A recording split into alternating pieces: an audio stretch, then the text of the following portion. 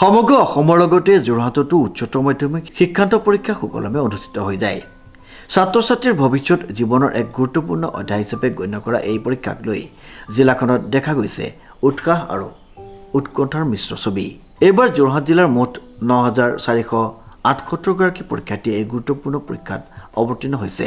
জিলাখনৰ মুঠ পৰীক্ষা কেন্দ্ৰ আছে ২৬টা। পৰীক্ষাৰ প্ৰথম দিনটোত শান্তিপূৰ্ণ পৰিৱেশত সম্পন্ন হোৱা বুলি জানিব পৰা গৈছে। সমগ্ৰ অসমতে এইবাৰ মুঠ ৩,৩০,৩৪৪ গৰাকী পৰীক্ষাৰ্থীৰ ৮২১টা পৰীক্ষা কেন্দ্ৰত অৱতীৰ্ণ হৈছে। ৰাজ্যজুৰি পৰীক্ষা সুচাৰুৰূপে সম্পন্ন কৰাৰ লক্ষ্যৰে শিক্ষা বিভাগ আৰু জিলা প্ৰশাসনে একোটকীয়া ব্যৱস্থা গ্ৰহণ কৰা পৰিলক্ষিত হ'ল। পৰীক্ষা কেন্দ্ৰসমূহত নিৰাপত্তা ব্যৱস্থা জোৰদাৰ কৰাৰ লগতে সকলো ধৰণৰ প্ৰয়োজনীয় সুবিধা নিশ্চিত কৰা হৈছে। পৰীক্ষা কেন্দ্ৰসমূহৰ সন্মুখত অভিভাৱকসকলৰ উপস্থিতিয়ে এক আৱেগিক পৰিৱেশৰ সৃষ্টি কৰিছে। বিভিন্নজনে সফলতাৰ কামনাৰে তেওঁলোকৰ শুভেচ্ছা আৰু আশীৰ্বাদ আগবঢ়াইছে। পৰীক্ষাৰ্থীসকলে আত্মবিশ্বাসেৰে পৰীক্ষাত অংশগ্ৰহণ কৰি সফলতাৰে এই গুৰুত্বপূৰ্ণ পৰীক্ষা উত্তীৰ্ণ হৈ উজ্জ্বল ভৱিষ্যত গঢ়াৰ আশা প্ৰকাশ কৰিছে।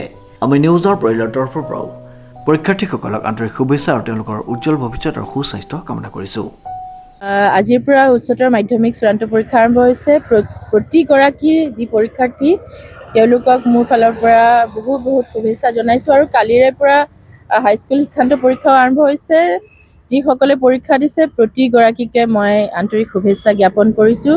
ঈশ্বৰৰ ওচৰত প্ৰাৰ্থনা কৰিছোঁ যাতে প্ৰতিজনৰে সুফল হয়, ভাল এটা ৰিজাল্ট তেওঁলোকে কৰে, তেওঁলোকৰ কষ্টখিনি সাৰ্থক হওক।